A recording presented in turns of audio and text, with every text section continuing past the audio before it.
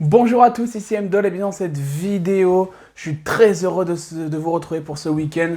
Vous devinez même pas la journée que j'ai passée, c'était horrible. Bref, une journée comme beaucoup ont passé. Et je suis vraiment très content de vous retrouver donc pour cette vidéo. Alors avant de commencer, j'aimerais vous rappeler qu'il y a 2 lives de prévus sur la chaîne. Il y a un live prévu ce mercredi 20 octobre, où ce sera une espèce d'interview rencontre avec mon ami Julien de la chaîne Ciné Series Galaxy. On parlera de sa chaîne YouTube, on parlera de sa passion pour le cinéma, il y aura quelques débats. Bref, ça va être vraiment très sympathique, donc je compte vous y voir très nombreux. Et si d'autres youtubeurs qui regardent cette vidéo et qui souhaitent se prêter à l'exercice dans les prochaines semaines, les prochains mois, qui me laissent un petit commentaire. Et il y aura également le mercredi 3 novembre à 21h, il y aura le live Christopher Nolan rétrospective. Cette fois-ci, je serai avec le guide barbu, Ciné Series Galaxy, comme le live David Fincher. Et puis, il y aura en plus Road Movies et Souffleur de coffret. Voilà, des personnes qui passent régulièrement sur la chaîne. Donc je serai très content de les rencontrer à l'occasion de ce live rétrospectif de Christopher Nolan. Fini le bavardage, on passe donc à la suite de ma collection de DVD Blu-ray 4K. Et on y va sans plus tarder, donc 30 films, comme je le répète à chaque fois. 30 films, et on commence par Halloween, de John Carpenter, version 4K, sortie chez ESC. Oui, ben, que dire à part qu'Halloween, c'est vraiment un chef-d'œuvre, en plus qui a bien mûri dans mon esprit. C'est-à-dire que moi, je l'ai vu très jeune, et comme Boogeyman, j'ai tout de suite préféré Freddy par rapport à Michael Myers. Mais oui, non, c'est un sacré niveau quand même, Halloween. Et avec le temps, j'y vois vraiment pourquoi c'est un bon film. La mise en scène, cette introduction, elle est vraiment géniale. Enfin, le master, il est très bon. Donc je vous conseille cette édition. Il y avait, je crois, des meilleures éditions avec des plus gros coffrets. Moi, je n'ai que celle-là. Bref, mais sinon, Halloween 4K chez ESC, je valide. Ensuite, l'intégrale des 8 4K de Harry Potter. Alors, Harry Potter, c'est quand même une saga assez inégale, je trouve. Ça, c'est le point de vue cinéphile qui parle. Le point de vue plus émotionnel, bah, moi j'adore cette saga parce que j'ai grandi avec, j'ai lu les bouquins, etc. etc. Bah, un peu comme beaucoup de monde de ma génération.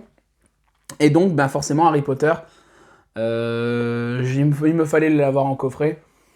Alors, mon avis rapidement sur les films. L'école des sorciers, la chambre des secrets, bah, un très bon départ. Surtout pour amener l'aspect enchantement, émerveillement dans l'univers. Chris Columbus, vraiment un boulot magnifique avec pour moi la meilleure BO de la saga, John Williams. Le Prisonnier d'Azkaban est mon préféré parce que c'est tout simplement un bon film en plus d'être un bon Harry Potter. La Coupe de Feu, alors la Coupe de Feu, je suis partagé parce que c'est un grand spectacle, c'était le plus grand spectacle des 8. Mais voilà, quand on a lu les livres, on est un peu déçu que certaines choses passent outre pour vraiment se fixer sur le trophée des sorciers. Alors que quand on lit le livre, bah, la coupe de feu, etc., c'est juste un prétexte pour parler d'autre chose. L'Ordre du Phénix, bah, en fait, à partir de David Yates, j'adhère beaucoup moins. Je supporte pas son filtre bleu. Les films sont bleus à partir de l'Ordre du Phénix.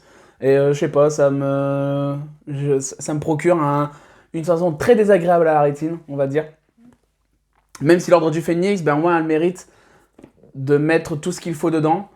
Même si dedans, je trouve que le jeu de Daniel Radcliffe ne me convainc pas du tout. Même d'Emma Watson, au final. Le Prince de Sang Mêlé, c'est celui que j'aime le moins parce qu'on a tout ce qu'il ne faut pas faire. C'est-à-dire retirer tout ce qui est important dans le bouquin pour mettre des choses qui se vendent plus.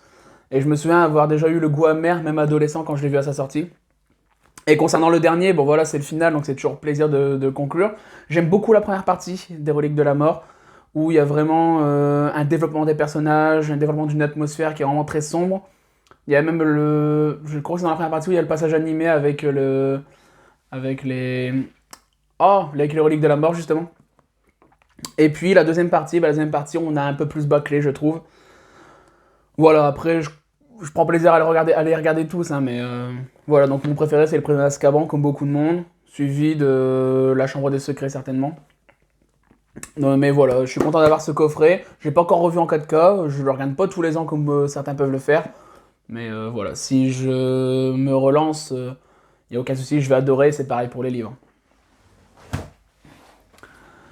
Hit en Blu-ray de Michael Mann avec Robert De Niro et Al Pacino, cette espèce de western urbain Excellent film, hein, Hit, c'est un grand classique. Alors, je suis pas familier du cinéma de Michael Mann, j'ai pas vu énormément de ses œuvres, mais je suis très heureux d'avoir à découvrir justement des œuvres de Michael Mann.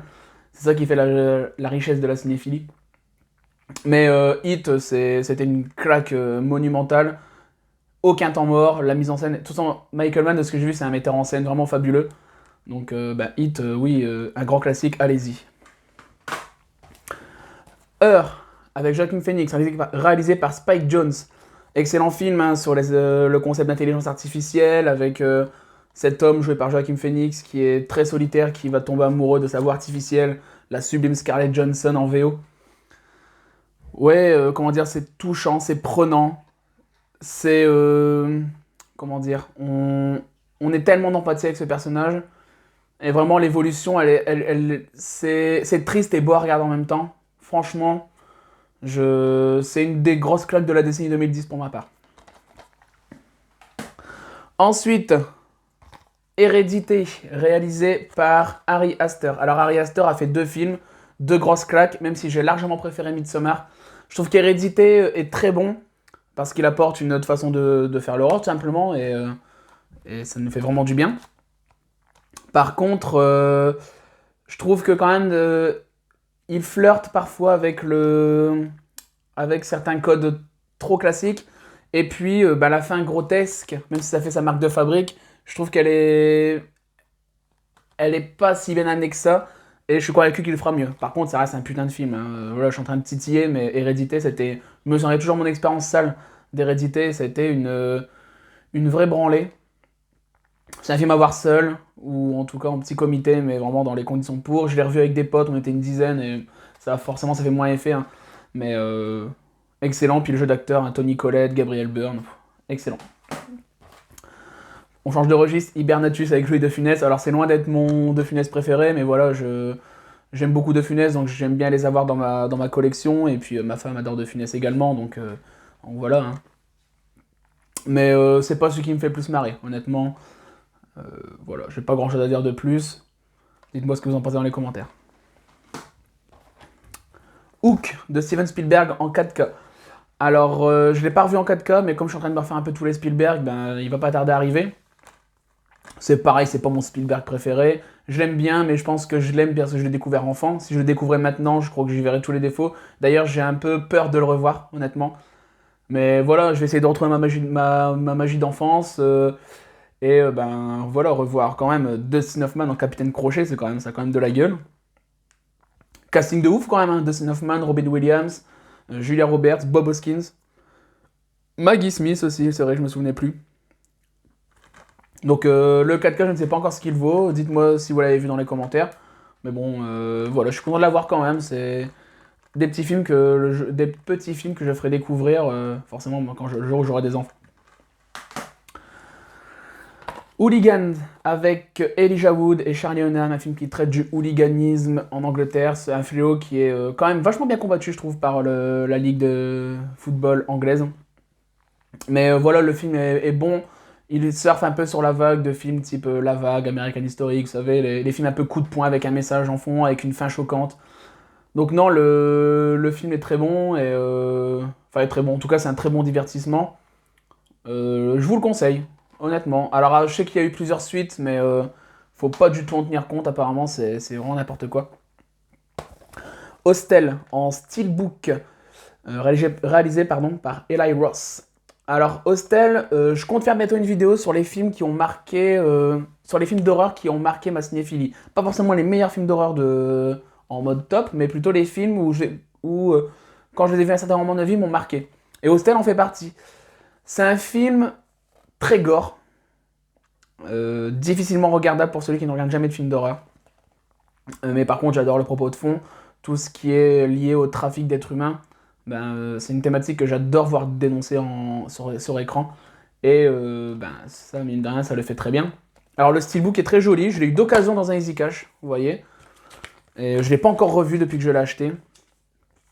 Mais le steelbook est vraiment joli. Je suis très fier de l'avoir dans ma collection. Dites-moi ce que vous en pensez. Alors j'avais vu à l'époque le 2 et le 3. Alors le 2, je crois que c'était passable, mais je n'ai pas forcément envie de l'acheter. Le 3, par contre, j'avais pas du tout aimé. Hot Fuzz en édition limitée Blu-ray. Alors, il n'y a rien de spécial, je pense, cette édition limitée. Je l'ai payé plus cher pour au final pas grand chose, si ce n'est le boîtier un peu cartonné. Mais voilà, ça c'est la collectionnite aiguë.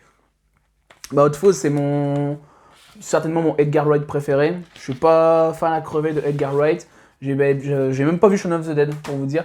J'avais été un peu déçu du dernier pub avant la fin du monde. Et récemment, j'ai découvert Baby Driver, que j'ai pas aimé. Donc voilà, mais par contre, Hot Fuzz, c'est vraiment excellent. Hein. Je vous le conseille. C'est une espèce de buddy movie parodique de Bad Boys, etc. à l'anglaise. C'est vraiment réussi. Hostile, réalisé par Scott Cooper, avec Christian Bale, Rosamund Pike. Excellent. C'est un des meilleurs westerns de la décennie qui vient de s'écouler. Très contemplatif, mais à la fois super visuellement. Et puis voilà, ça permet de développer les thématiques profondes chez les personnages. C'est mon... Ouais, je vais pas dire que c'est mon western préféré de la dernière décennie, je peux pas dire, j'en ai pas vu assez. Il y en a que j'ai raté. Mais en tout cas, vraiment, c'est à voir, c'est très bien joué. Et la scène d'introduction, elle est assez marquante. Et je suis sûr que ceux qui l'ont vu savent de quoi je veux parler.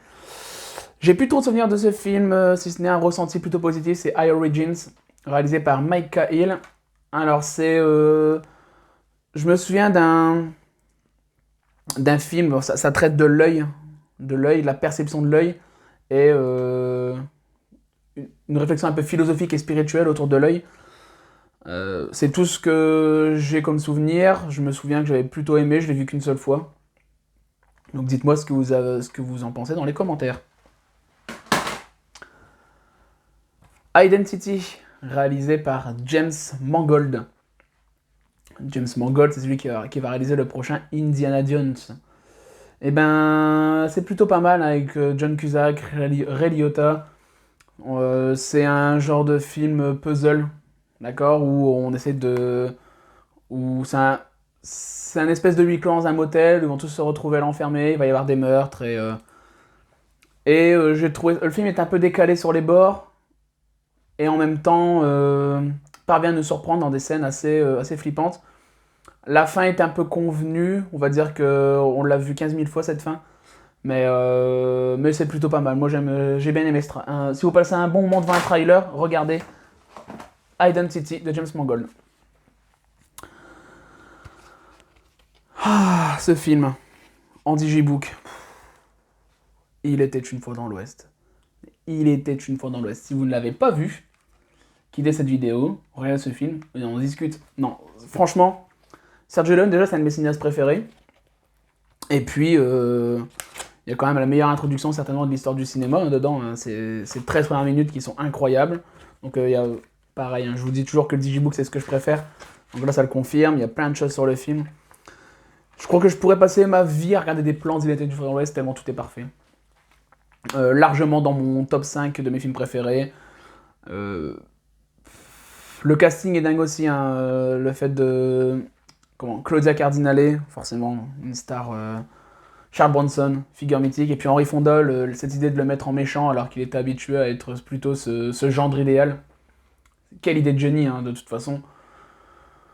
Voilà, je sais pas quoi dire de plus, allez-y, hein, c'est une porte d'entrée formidable pour le western. Il était une fois dans l'Ouest, vraiment. Un Léon en cache un autre, pardon. Il était une fois en Amérique, alors ça c'est mon film préféré, voilà. Il y a tout ce que j'aime dedans. Cette épopée, cette magie qui s'en dégage, ce charme, cette thématique de l'amitié, cette cruauté, cette façon de jouer avec la temporalité. Robert De Niro époustouflant, Elizabeth McGovern, incroyable, Joe Pesci, bref, chef-d'œuvre absolu. Par contre, il faut se bloquer une après-midi parce que le film dure 3h40. Je l'ai déjà vu dans sa version de 4h20, hein, qui est très rare, qui est introuvable en support physique, je crois. Surtout s'il est trouvable en support physique, mettez-moi le lien dans les commentaires, hein, je vais forcément aller y jeter un œil. Mais voilà, c'est un film qui en plus a eu du mal à exister. Hein. Sergio Leone s'est battu, n'aura jamais vu la version définitive de son film, puisque la version diffusée en salle à l'époque était charcutée dans le montage, et du coup on y perd son intérêt. Hein. Enfin en tout cas c'est incroyable. Ce film est incroyable. Ah bah, il était une fois la Révolution. Alors c'est celui que j'ai... Alors, pourquoi je les ai pas classés dans l'ordre chronologique? Parce que pour moi, ces films, même s'ils s'appellent Il était une fois, ils sont quand même vachement dissociables les uns des autres. Donc j'ai continué mon classement par ordre alphabétique. Et ben oui, c'est bien aussi sur la Révolution mexicaine. J'aime bien, j'aime moins que les deux autres, hein, mais que cette trilogie-là, de toute façon, elle est... cette trilogie-là, il faut la voir, hein, tout simplement. Steelbook 4K d'Il était une fois. D'Il faut sauver le soldat Ryan, pardon, réalisé par Steven Spielberg. Je n'ai pas encore revu ce film en 4K. Ça ne saurait tarder puisque j'arrive dans la décennie Spielberg 90 dans mes visionnages, donc il y arrivera très prochainement, en tout cas dans les 2 prochains mois. Oui, ben, comment vous dire que c'est peut-être la meilleure scène d'introduction du cinéma de Spielberg. C'est peut-être le... Alors, je vais pas dire le dernier grand film de guerre, mais en tout cas, c'est assez incroyable, cette scène d'introduction. Je trouve qu'il y a plus de cinéma dans la scène d'introduction que dans le reste du film. Et parfois, ça me frustre quand je vois le film, justement. Mais voilà, ça fait partie des bonnes portes d'entrée chez Spielberg, ces grands films-là. Imitation Game, alors là, un film de 2014, qui était, donc, oui, il y a eu 8 nominations aux Oscars, un seul prix. Mais voilà, c'est l'histoire d'un mathématicien génie qui arrive à décoder les messages nazis, et donc c'est pas mal. Après, c'est un bon film, mais par contre, je regrette juste cet aspect, comment dire, c'est pas du tout jusqu'au boutiste comme film. C'est-à-dire que quand même, c'est un mec qui arrive à déchiffrer les messages nazis, et moi je veux en savoir plus, je veux en savoir beaucoup plus, et j'ai eu cette part de frustration, même si le film est plutôt bien géré.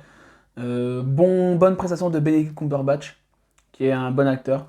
Donc non, allez-y, c'est un bon film, un bon divertissement en tout cas, mais c'est clair que ça rentre dans la catégorie du film à Oscar. Ce que Clint Eastwood a fait de meilleur. Impitoyable, 4K, avec Clint Eastwood, Gene Hackman, Morgan Freeman, Richard Harris. En 4K, je ne l'ai pas encore revu non plus, mais c'est mon Clint Eastwood préféré. Je l'ai découvert en salle, ce film. Je l'ai découvert en salle en 2017. Je ne l'avais jamais vu. Et quel branlé, quel branlé. Hein. C'est tout ce que j'aime, ces personnages qui sont crépuscules de leur vie. Voilà, encore une fois, un livret avec tout ce qu'il faut dedans. J'ai vu je crois qu'il va sortir en steelbook, ou il est peut-être déjà sorti en steelbook. Honnêtement, je pense pas me le procurer, parce que j'adore trop cette version, et voilà, je pense que cette version me suffit. Donc il y a le 4K, il y a le Blu-ray, il y a le DVD, il y a un Blu-ray de bonus.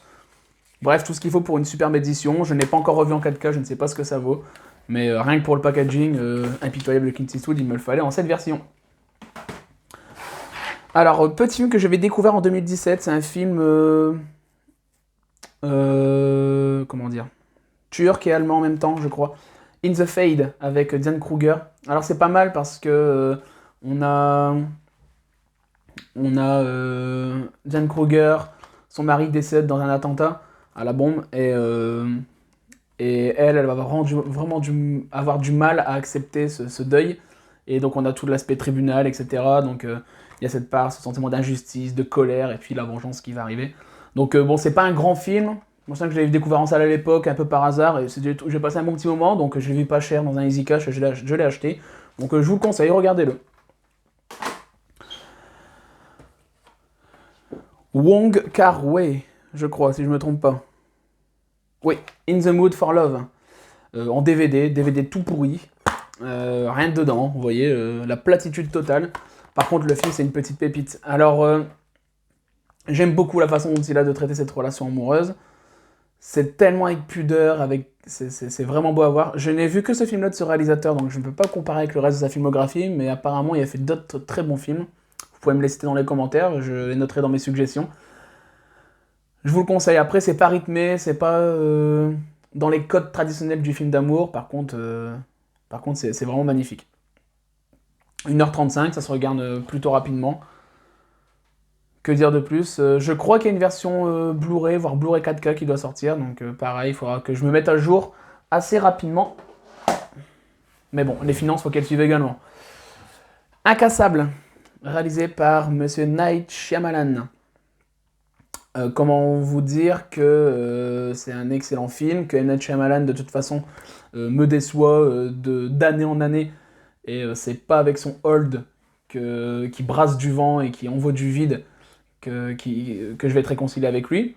Mais par contre, ça c'est du très bon film. Alors je lui préfère Sixième Sens, largement, mais Incassable fait partie, c'est très bon, avec Signe.